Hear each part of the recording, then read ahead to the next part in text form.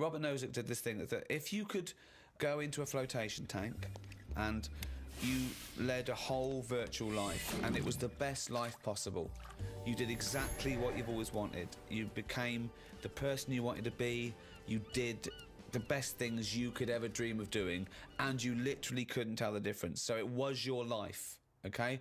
And you lived your biological life out in that tank and died at 80 and had the best life any person could ever have. You could pre-program it.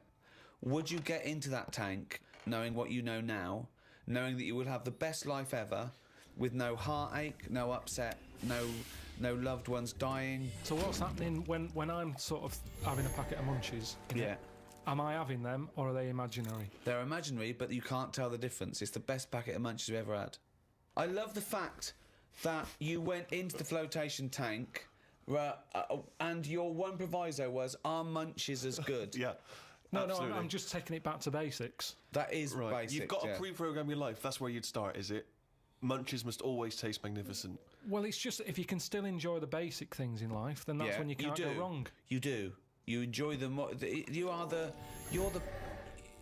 It's the life you'd ever want to live, and you're living it. Bit dangerous. Sorry, Bit dangerous. Why? Go on. Why? Just I don't know, because sometimes I think things don't happen for the best, right? Right. Sometimes you can sort of think, oh, I'll enjoy that if that happens. And then it doesn't happen, and you've had time to think about but this is perfect. No, this is built in, because whatever happens is for the best. So not only when you're in this flotation tank are you enjoying yourself, that things just keep getting better or staying as good. You never have a bad day? You never have a bad day. But how long would that last for before you go and fed up with this? Well, why would you get fed up with it? Because you do something else. It's the perfect life. Bear in mind, you're not aware that you're in the flotation tank. You've made that deal, but then once you're in there, you don't know. You're not aware of being in the flotation tank. You're living your life, and it's perfect. You're happy. Well, we don't know how you would be happy. Well, you just have munchies every day and. Well, yeah, you'd get in it then. You'd get in it if you don't know you've got in this tank. If I somehow go to bed at night, someone injects me in the head, and then they go, right, stick him in the tank now. And then I wake up, packet of munchies there, sun's out, Suzanne goes, oh, it's a nice day, we'll go and do something nice. And I go, yeah, I'm meant to be at work. She goes, no, I don't have to go in today. Right. I go, all right, let's go out then. Now, what's interesting there is that within this scenario, I gave you any life, you could do anything, and you chose the exact life you've got now, except Suzanne's got a day off. Now, I both love that. Well, I was a bit suspicious, though, that she's just taking a day off. No way, it's not happening now. It's not really happening. You could do anything you like. But I like the fact now you're even questioning it and you're not in the tank, and why has Suzanne got a day off, right? Now, I love that, because that suggests to me that you're a nice, happy, satisfied, whatever you want to do it, contented person who's got the perfect life. However, it's almost like you haven't fully understood the possibilities. For example, you wake up, there's the munchies, sunny day, Suzanne's not at work. You go, why aren't you at work? She goes to you, hold on though, why are you flying? And you go, I just can. But you hadn't even thought that maybe you could fly or swim or hold your breath. You just could have some munchies for breakfast. Hang on a minute, this is day one. Oh, okay. When you go on holiday, yeah, like I said before, you don't turn up and go, right, it's 1 o'clock, jet ski for half an hour, bungee jumping 40 minutes after that, let's have a nice roti, and, try a little cocktail. And what do you do? What do you do when you arrive there? Well, you get there. Yeah. The fella takes your case to the room. Right. You have that panic of, am I going to give him too much money? I don't know the currency well enough yet. I don't know how much More things information are. than we asked for. Yeah. And the most mundane scenario I've ever heard. No, but this is what happens in real life. Okay, you're just telling us what happens when you go on holiday. What's your point? Okay. Because you don't want fun all in one go. You want to build to it, because that's sometimes part of it. Right. Yeah. Right. Okay. So anticipation. Yeah. Good. Yeah. Yeah. That little bit. Yeah. It's about things taking time, innit? Then looking back at the journey and going, how did I get here? Okay. Well, can I ask a question? Because sorry, what I'm fascinated to know is if you decided to sign up to the float tank idea. Okay, you can design your perfect life. But I'd prefer not to know I'm doing it. No, you won't know. won't. But I want to ask this question. Imagine Ricky and I are the doctors, okay? We can put you in this tank.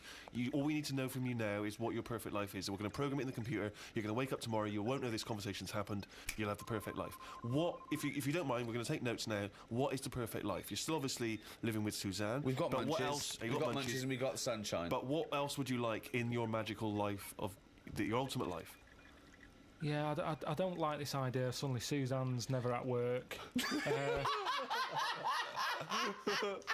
I just think you need a bit of the badness to have the goodness. Right. But the difference is when I next get British Gas round, they go, "Oh, Mr. Pilkington, yes, the boiler is like fixed." to have a virtual life, so his boiler's fixed. No, Yeah, but so your boiler still goes wrong in your dream, but it gets fixed. But you don't even need a boiler.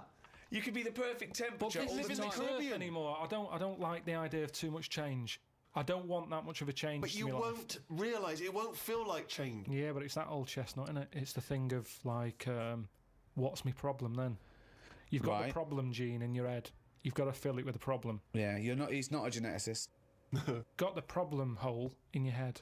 No, it's Got not. the problem hole in your head. Shut up, Ricky. Let him say what he means to say. He's got a problem hole in his head. He's got a problem hole in his head. It's called his mouth. Yes. Right, that is your problem hole. So, if someone comes up and they go, "I've fixed your boiler." Sorry, could I just ask... No, let him speak. Let me ask one question, Steve. Is the problem hole different from the problem gene, or is that a new term for... No, you put things through the problem hole and they end up in the problem gene. You feed something in the problem hole... Is that right, Karl? It goes through the problem tube into the problem gene. Okay, so it's down the problem conduit. Okay, go on. Right. So it's better to have... You've got a problem hole in your head, right? Yeah. So you stuff in a problem into the problem hole. Okay, yeah, okay. Now, all the little problems can't get in because of the big problem. Right. Is that good or bad? It's a But good that's thing not to true, have. is The it? problem hole is a standard size on everyone. Right. No, but that's Shut up, Ricky. Let him explain. Now, Ricky, I'd say his problems are not even problems. Well, how big's his problem hole? Same size as mine. Same size as yours. But his problems are all little ones. They're like, you've got like a load of Skittles. I've got a big cream egg. Right, but why... Shut up! Let him speak. He's just expanding on his idea. Why do you what is keep his interrupting? problem? What is your problem that's so big compared to my little Skittles? Loads of problems. You get stressed out about things that I'm like, what's up with you? You get annoyed easily with stuff. People chewing loudly. Or someone breathing loudly. Or someone coughing. Whereas I'm like, that doesn't matter. Like you say, to you, the boiler is like, get it ripped out, put a new one in. It's not as easy as that. It is. And that's why the problem ball is growing. He's got a gene, a ball and a hole. So the problem ball... No wonder there's no fucking room for a brain. Right, shut up. Let me ask... I want to clarify this. The problem ball exists in life. That gets bigger and bigger and bigger. It has to go through the problem hole, down the problem tube, into the problem bouncing gene. to the problem gene. Right, now then. So you've got the problem ball. Everyone's problem hole is the same size. Okay. But some people's problems are smaller, so they can slip straight into the problem hole. I've got a question, Stephen. Wait. And listen, has anyone got a pair of problem balls? Or is it always just... Can ladies have a pair of problem balls? No, because Hitler had one problem ball, didn't he? But could anyone ever have a pair of problem balls, is my question to you. And some people's problem balls are much bigger than another man's. Or another woman's, right? Yeah, Right. depending on the problem. So you could have you could have a pair of problem balls and one problem hole. The way I'm saying Look, supposing I came to you and said, listen... but a man starving in a foreign country might have huge problem balls. He might have, but if I went to a doctor and said I've got a problem hole, and the doctor said, "Well, let me see it," and he said, "Well, let me see your problem hole," and hanging down in front of my problem hole was a huge pair of problem balls. What would he treat first? Is my question. Well, would he look into the problem hole? He said, he'd say, take your problem genes off. Right? I want to see your problem hole clearly. But he would put his hand or his finger into the problem hole to try and remove the problem ball, wouldn't he? He could feel the problem balls, but he'd have to insert his finger into the problem hole, wouldn't he? Right. Okay, so Karl, go on then. I'll just get in the tank.